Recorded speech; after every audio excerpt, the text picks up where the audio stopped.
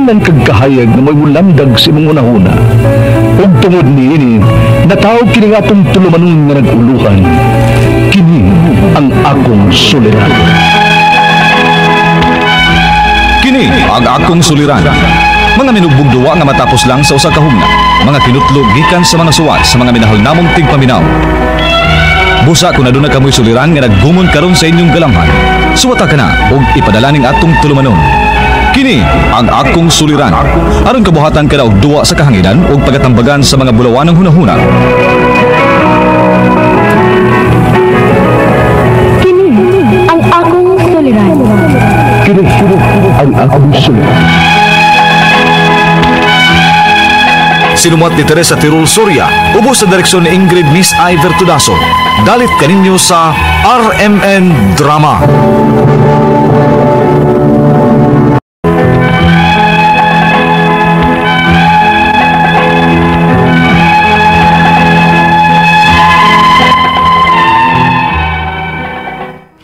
Mayong adlaw kaninyong tanan nga nagpaminaw karon, ning tulumanon kini ang akong suliran.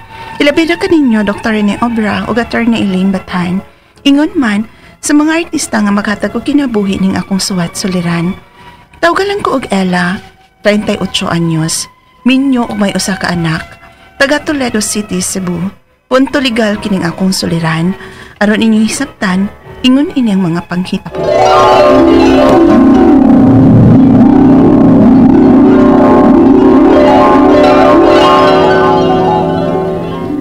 Karon nga wa na ang akong anak nga imong bana kay patay na. So may plano nimo? Manginta ko trabaho, ma. Mas maayo. Kay dili sad ko mosugot nga imo siyang kuhaon nga wa pa kay trabaho. Sao man na nimo siya pagbuhi kun anak siya nimo? Ma, Unya na nakuha agi kanako kun imo nang mapamatud-an sa imong kaugalingon nga kaya na nimo siyang buhion. ma.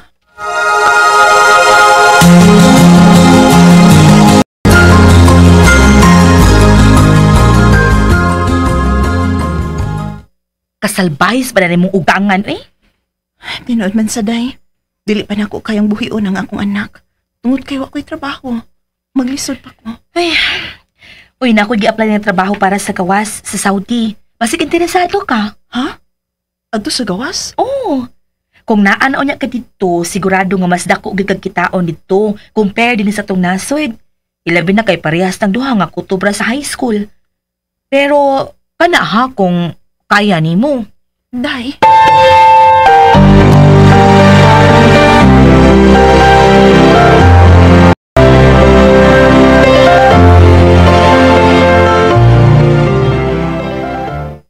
Ako mahinayon na, mas labing maayo. Mas malipay pa siguro ko nimo kung adto ka manarbaho sa gawas. Pero, ma. Kung naghuna-una kasi mong anak, ayaw ka bala ka. Kay ako maoy mo atiman niya. Oh, ayaw paghilak-hilak ila, oy. Kung tinud-an na yung imong paghigugma sa imong anak, kayahon nimong mag-antos ug malayo niya para sa iyang kaugmaon. Ma.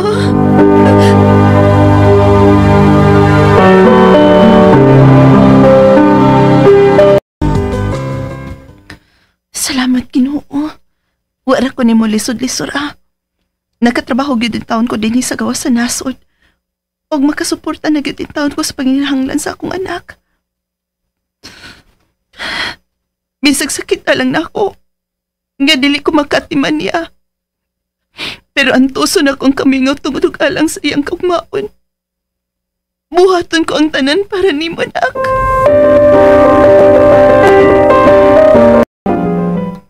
Ma, kumusta akong anak? Pwede ko makikistorya niya? Kuan, kanang, ay nilakaw pa ko, eh. Ay, mao ba, ma?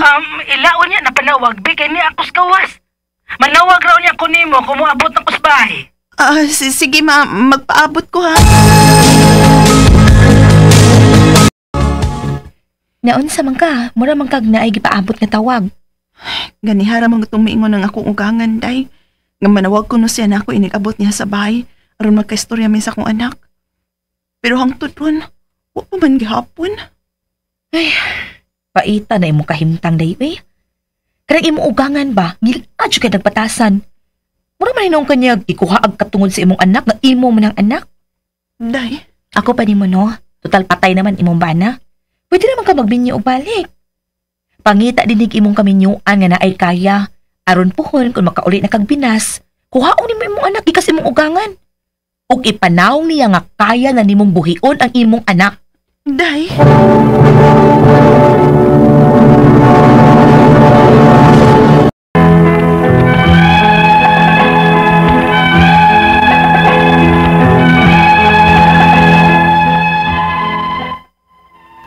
Makaingon kong tinuod sa gyud ang gisulti sa akong amiga nga sa hinay-hinay mura ko gikuhaan og katungod sa akong ugangan sa akong anak.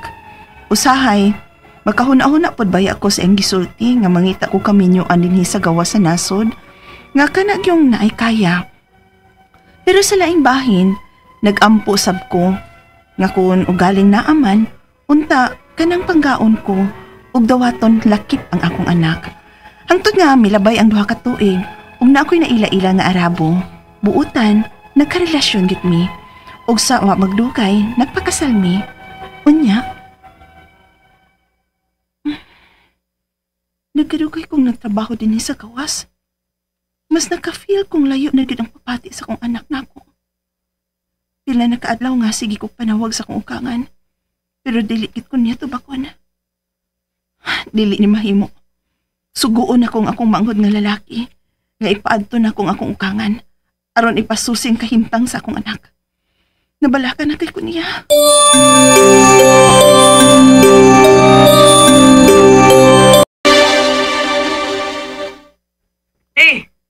Dili mo ko pasudlon dito sa bahay sa imong ugangan, oy. Unsa?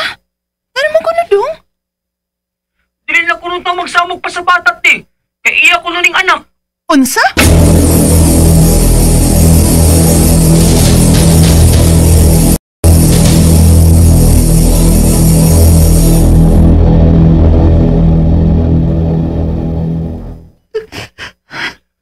What are you crying? I just miss my daughter and I am worried. You mean our daughter? Sign. Don't worry. We will go to Philippines. And I will do everything I can adopt your daughter. I'll make sure you will get her back. Sign.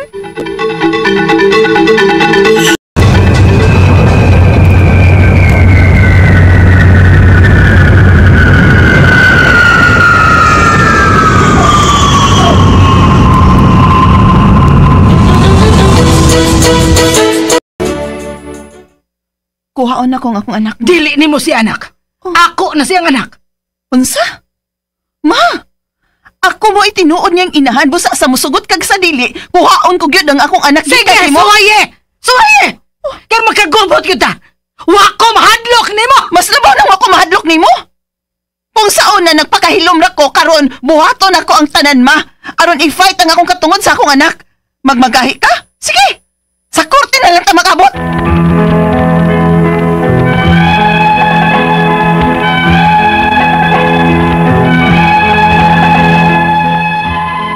Grabe yun kangil at batasan ng akong ugangan.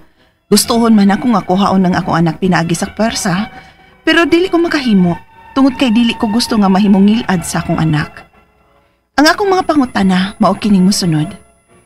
Unang pangutana, matod sa akong ugangan nga iyak kuno kong kasuhan kay nagminyo kuno kong usab.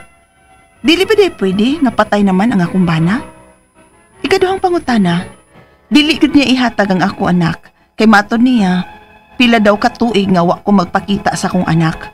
Unya pag uli pagyud kuno nako, naa daw ko'y bidang lalaki. Makapasaka ba day siya kaso na ako bahin ana? Nga valid man ang akong rason sa pagpalayo? Kay nangita kong trabaho para sa akong anak. Usa pa, sa pila katuig nga na ako sa laing nasod, wa man kumuhunong og suporta sa akong anak, kay nagpadad-anan man ko kwarta niya. Ikatulong pangutana, unsa may pwede na akong ikaso niya nga dili man gyud niya ihatag nako ang akong anak. Ug nakabantay sad ko nga murag nalayo gyud ang pagpati sa akong anak nako. Asa man ko mahimong muduol.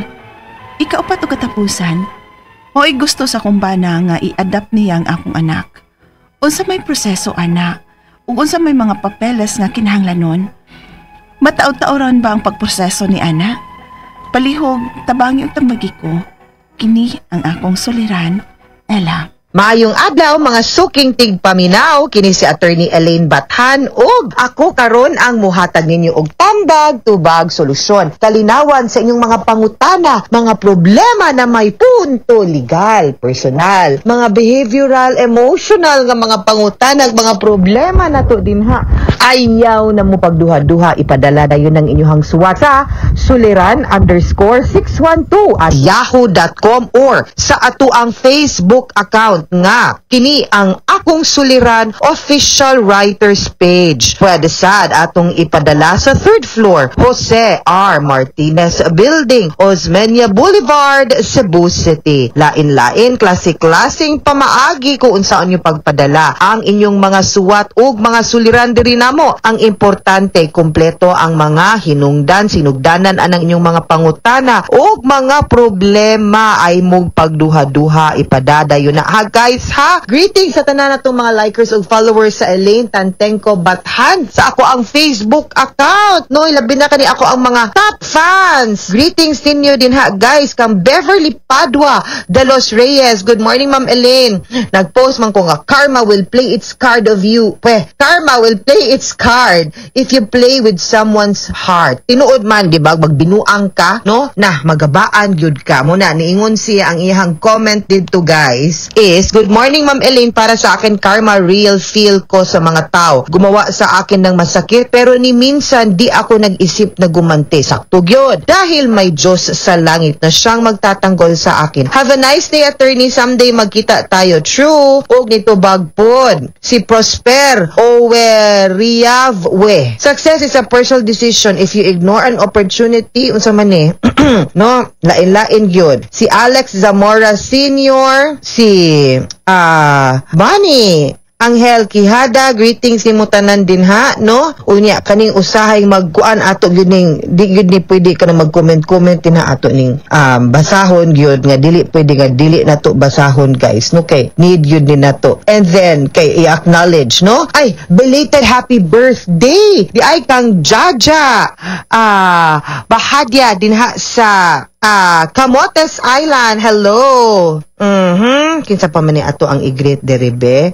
Si Michael Hamili ug sino rin sabi na hello, greetings inyo tanan din ha, no? Kumusta mong tanan? Also to kinsa pa ni katong mga nang comment bi Dodong Soria, Cupid's Kerubin, si Titan Recha Bolton, Sebastian Juarez, to John Steven Albutra ug Eric Sorban. Thank you kaayo for your likes, thank you kaayo for your greeting. And letter sender nato karong adlaw atong taguon sa pangalan nga si Ella, 38 years old, minyo nay anak taga Toledo City. Mayor Joy Ferliza Calizar, kontratista of Toledo City. Hello ninyong tanan din ha, no? Punto legal man ni, no?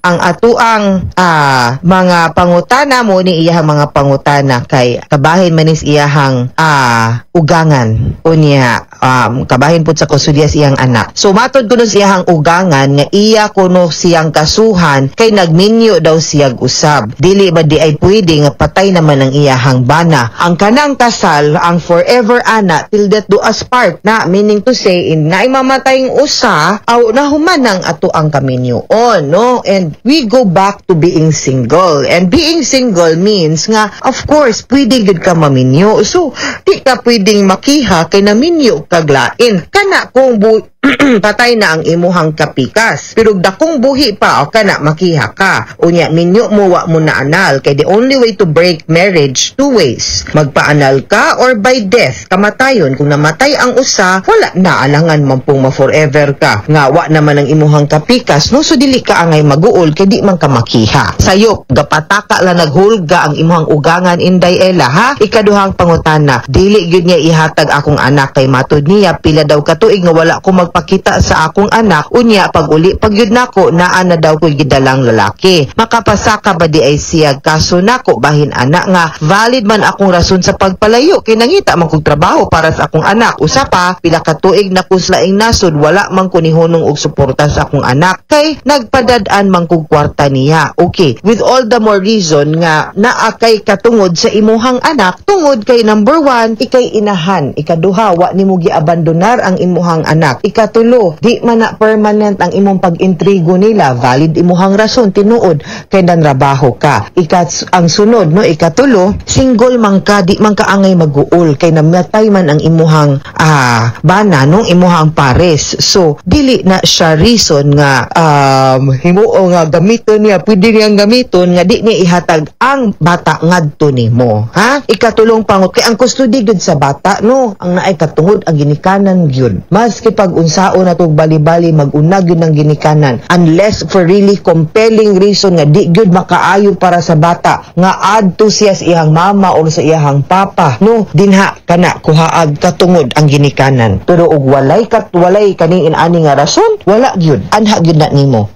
Ikatulong pangutana, unsa may pwede na akong ikaso niya nga dili man gyud niya ihatag ang akong anak og nakabantay sad ko nga murag nalayo gyud ang pagbati sa akong anak nako. Asa man ko pwedeng muduol, malayo sad gyud na tungod kay wa man ka. Now is really the right time to get your child, no, ipaduol nimo balik kay the more na nimo dugayon, the more pud nila ma-brainwash, the more ma-attach dito kay imuhang absence, sila man puy mo puno sa puwang sa ginikanan, sa pagkuwang nimo isip ginikanan, no. So kinahanglan gyud na nimong kuhaon na gyud ang bata kung di ka gusto nga mo samot og palayo nimo. Now, of course, you will file for custody, you will file for habeas corpus, you will file nga makuha nimo ang bata, pwede ka magpatabang sa DSWD or kinahanglan mo atupod kag korte. Ikaupat, ug katapusang pangutana, maoy gusto sa akong bana nga i-adapt niya ang akong anak unsa may proseso ana ug unsa may papeles nga kinahanglanon. Mataud-tauran ba ang pagproseso? Medyo mataud-tauran because I think there might be an opposition to that tungod kay budi man mo maayog relasyon sa ginikanan sa papa anang imuhang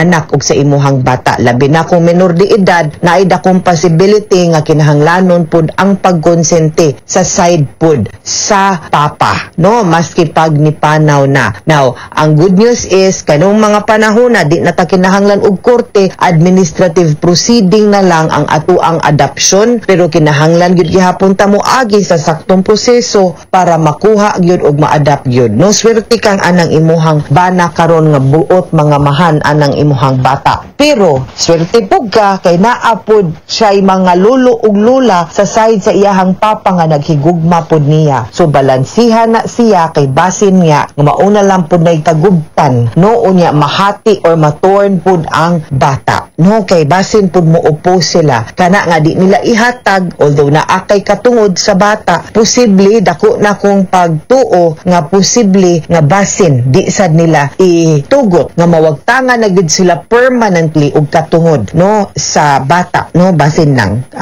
I have a feeling nga mo na mahitabo. So huna-hunaa lang pud gyud og tarong kaysa it is hard enough for them to accept, no, pero pwede man na ma-adapt maski pa og dako na above 18, meaning to say ang makabuot na mismo ang bata na, pero samtang menor de edad pa na ang bata, kinahanglan gud pud na og pagkonsente sa side sa papa. So basin diha dapita maglisod ka, no. I hope lang nga mahilot, no, or maayo pud ang inyuhang relasyon ngadto sa pamilya sa papa, ha, sa bata, no. Swerte ka, and swerte pud ang bata kay gihigugma pud sa imuhang bag-ong kapikas karon. Mga sukintig paminaw, hinaut unta nga naamoy nakutlo na pagtulunan karong adlaw. Kini si Attorney Elaine Bathan. Daghan kayong salamat sa inyong pagpaminaw sa atong tulumanon hangtod sa sunod na sugilanon din higapon sa tuang programa. Kini ang akong suliran gikan sa RMN Production Center, Radyo mo Nationwide. Tatak RMN, daghang salamat ug maayong